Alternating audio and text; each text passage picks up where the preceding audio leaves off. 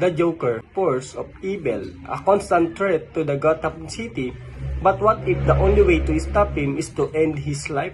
Should Batman, the symbol of justice, cross the line and kill the Joker? This is a question that has plagued fans and philosophers for decades. Today, we'll explore this moral dilemma through the lens of utilitarianism. Utilitarianism simply put advocates for action that maximize happiness and minimize suffering for the greatest number of people.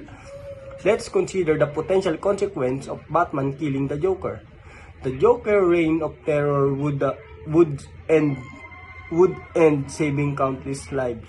Gotham City would experience a period of peace and stability. The fear and uncertainty that the Joker instilled would disappear. Potential drawbacks. Batman would violate his own moral code and potentially set a dangerous precedent for vigilante justice. The act of killing could be seen as a betrayal of the principle of justice and fairness. Consequence if Batman not killing the Joker. Potential benefits. Batman would uphold his commitment to justice and non-violence. The act of killing would not further corrupt the system. Potential drawbacks. The Joker would likely continue his criminal activities, causing more suffering and chaos. The fear and uncertainty that the Joker creates would persist. So in using utilitarianism as understanding whether Batman should kill Joker or not, I think that he should. But before we talk about that decision, I would like to point out what would happen if Batman does not kill Joker or does kill Joker.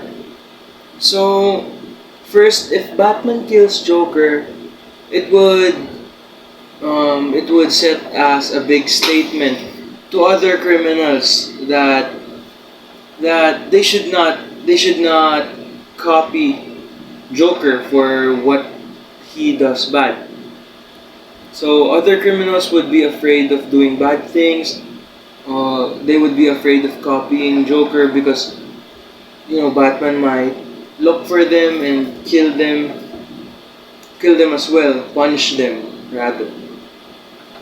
But if he does not kill them, another thing that could happen is that other criminals would take it as it's okay to do bad things since no one would stop them. So, but it would also have a bad effect on Batman. It would definitely hurt him psychologically because whatever the reason may be, murdering someone or killing someone would have an impact on you.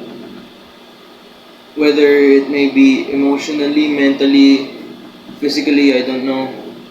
Depends. So, our group has a universal utilitarian perspective wherein the core principle is that we should act to improve everyone's well-being as much as possible.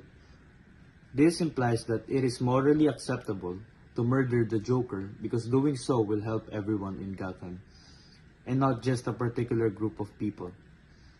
Having a history of committing countless crimes, including the murder and torture of innocent civilians, the Joker is a dangerous person to be let out in public.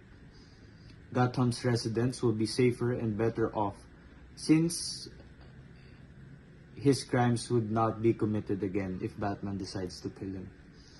In other words, justice will be served. The Joker or any other psychopathic criminal mastermind will ultimately face punishment, and that much is clear from our previous lectures in ethics, as 5 lives outweigh 1, even if achieving that outcome requires condemning someone to death.